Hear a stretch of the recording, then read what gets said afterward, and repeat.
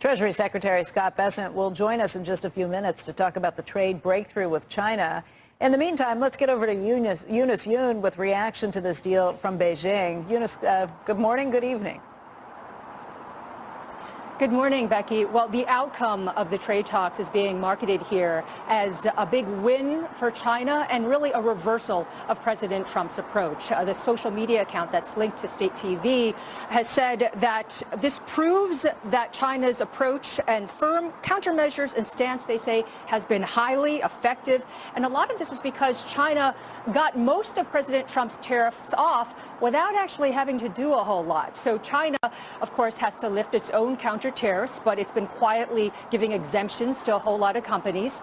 And then as part of this agreement, China has to suspend or cancel non-tariff measures against the U.S. So this would include the ones like tighter rare earths, tighter curbs, export curbs on rare earth minerals that are important for the U.S. industry. Another point is that they both have to agree to set up a consultation mechanism. So on the point about the non-tariff measures, they have to lift them, but there's no timing. There's no method. So, China doesn't necessarily have to commit to anything here. And then in terms of the consultation mechanism, one of the long-standing complaints among many in the international business community here is that China often acts like talking is action. And so they make a lot of promises, and there's a lot of promise fatigue, but that they don't actually do anything at the end of the day. So this is just playing right into China's playbook. And then the third point I would make is that China could present itself as though it's the more responsible actor here. And in fact, in the statement for the Commerce Ministry, they took a jab at the Trump administration, saying that the U.S. should completely correct, they say, its unilateral tariff practices. Again, presenting itself as more responsible compared to the United States.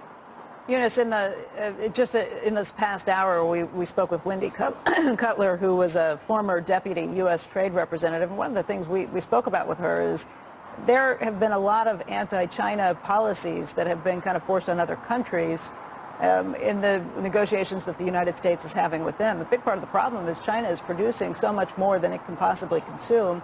And the United States and other countries feel like they have dumped a lot of goods on their countries.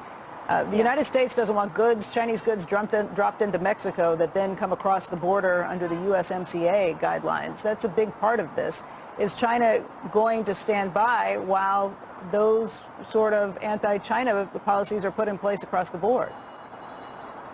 No, and they already haven't. I mean, they've already been saying and warning other countries, or hinting that they could take some sort of retribution against other countries if they do coordinate with the United States. Because, as you said, the U.S. has been, worried and concerned, as are a lot of other trading partners, about the massive overcapacity and that impacting a lot of markets. But at the same time, the U.S. is not coordinating with those countries, so and putting tariffs on those countries, so that becomes an issue. It can't continue, though, Eunice. I'm just wondering whether you can confirm this or hear anecdotally. Apparently 50% of export companies are expected to halt in China, expected to halt production or take extended breaks. Worker protests have erupted. Have you heard of those in various regions? Employees demanding unpaid wages amid economic strain. Thousands of businesses reportedly have been shuttered, and the manufacturing activity and PMI both plunging. Is all that true?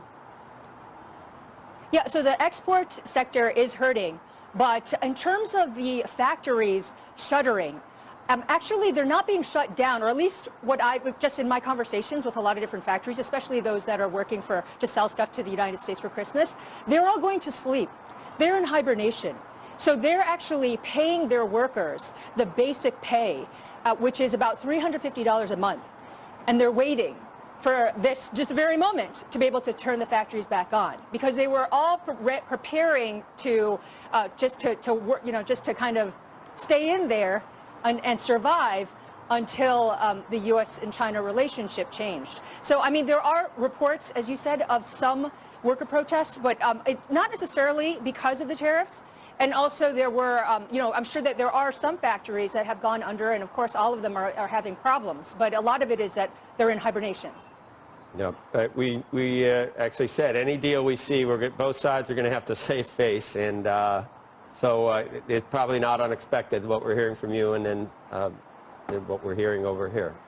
Eunice Yoon, I want to thanks, Eunice. It is now 7 a.m. on the East Coast. You're watching Squawk Box on CNBC. I'm Andrew Ross Sorkin along with Joe Kernan and Becky Quick. Take a look at the futures right now. We've got a big rally going on. The U.S. and China agreeing to suspend most tariffs for 90 days. The biggest Dow gainers so far this morning, Amazon, Apple. We're also looking at NVIDIA and Nike moving materially higher this morning, about 7% on Apple. Amazon up over 8%, Joe.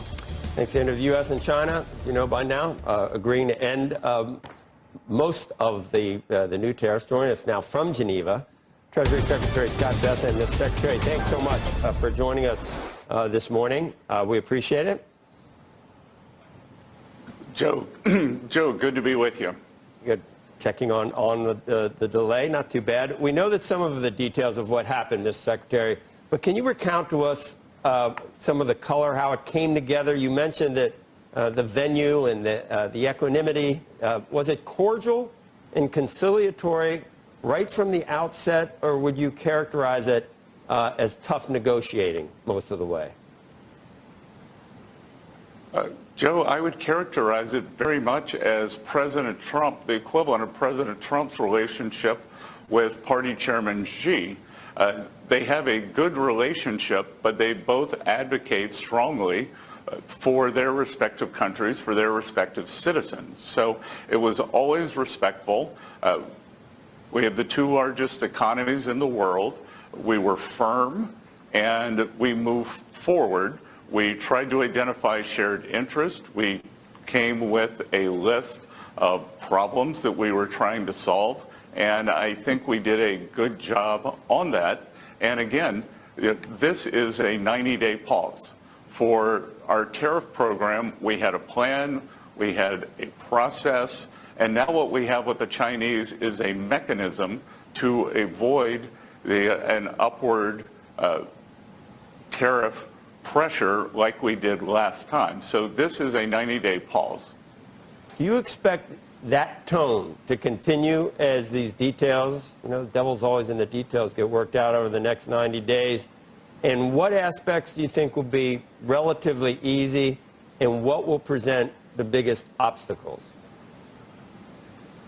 Well, look, Joe, I don't think anything's going to be easy because this has been going on a long time. But what I can tell you, President Trump in his first term realized a very effective trade deal that was signed in the Oval Office in January 2020, and the Chinese delegation basically messaged to us that the Biden administration failed to hold them accountable for it. So I think that the January 2020, President Trump's highly successful previous trade deal can be a starting point. And knowing that President Trump will enforce any deal, I think will make the Chinese very deliberate in their negotiations and know that whatever they agree to, President Trump will enforce. Would you say that the Chinese, were you able to detect, or was it apparent that there was some urgency to make some progress, given what we're hearing about Chinese businesses being shuttered en masse, factory activity declining, PMI declining, maybe even some social unrest? Could you detect that, or was there, for lack of a better term, a stiff upper lip shown to you? Look, the vice premier is a very skilled negotiator. He is a high-ranking Chinese official. I had a very good economic briefing beforehand, but there was no sense of anxiety. There was a sense of moving forward. There was a sense of mutual respect. There was a sense that we had shared interests. But I have seen what's going on in the Chinese economy. We can see what's going on with the shipments to the U.S. And again, we are the deficit country. Historically, the deficit country has a better negotiating position. Mr. Secretary, part of China's plan over the last several years has been to manufacture far more goods than it can ever consume. It exports that not only to the United States, but to other countries around the world. Other countries like the United States and countries in Europe have felt like they're getting dumped on with all of these excess goods that are being manufactured. Will your talks in other countries find ways to make sure that China can't get around anything you set up in your deals with China by, let's say, shipping goods to Mexico and having that come up, those goods come up through Mexico? How do you shut that down? And did that come up this weekend? Well, Becky, that's already happening. That's already happening with many goods. You know, it's happening with autos. It's happening with electronics. So that's part of the negotiation with the Mexican government. That's it's part of our overall strategy. And Chinese have an economic plan called dual circulation. And with dual circulation, our goal is to make sure dual circulation means export and domestic use. Dual circulation cannot mean that China overproduces and that only Chinese goods are consumed in China and then they export the excess to the rest of the world. So we have had the equivalent, because of these high tariff rates, of an embargo on China, and those goods are going to leak to the rest of the world. So, you know, our negotiations, we don't need to tell other countries what they need to do.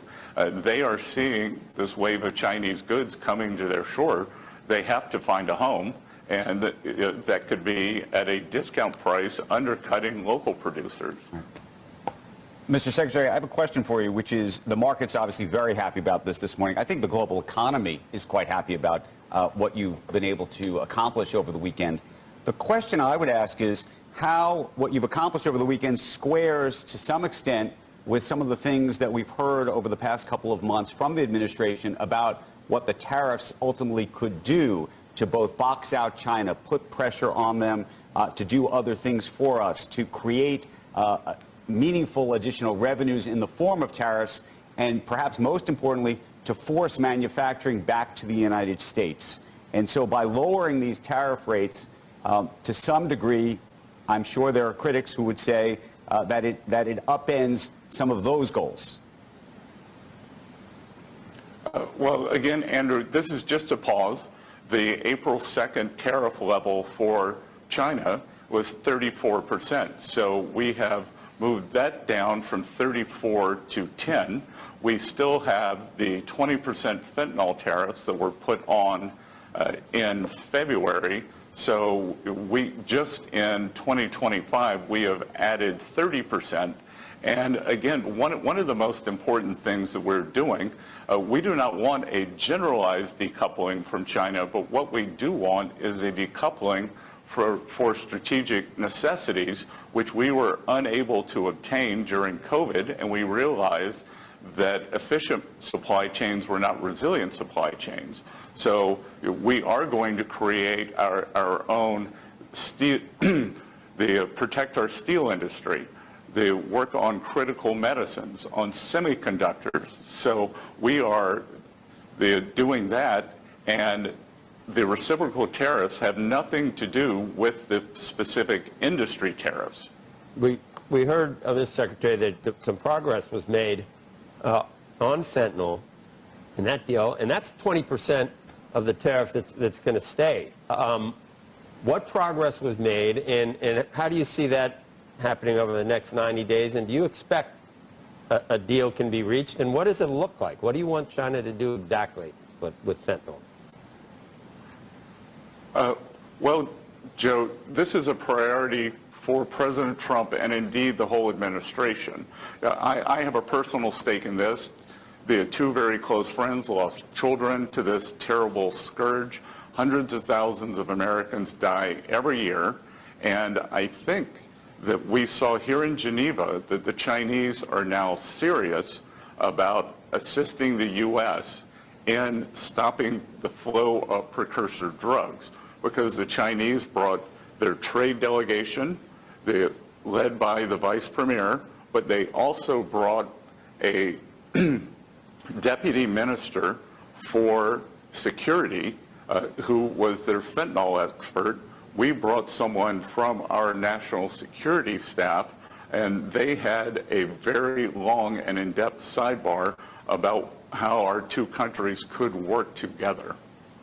As far as some of the non-tariff related barriers that you talk about making progress on, we just had one of our reporters, Eunice, from Beijing, just sort of talking about how the Chinese view things. They said, yeah, you know, we might talk a good, I'm paraphrasing, we might talk a good game and promise some things, but it's very hard to quantify or to put into writing some of those other issues, whether it's rare metals, even currency manipulation. How would that be affected over the next 90 days? What type of agreement could you reach that has actual teeth for the non-tariff barriers?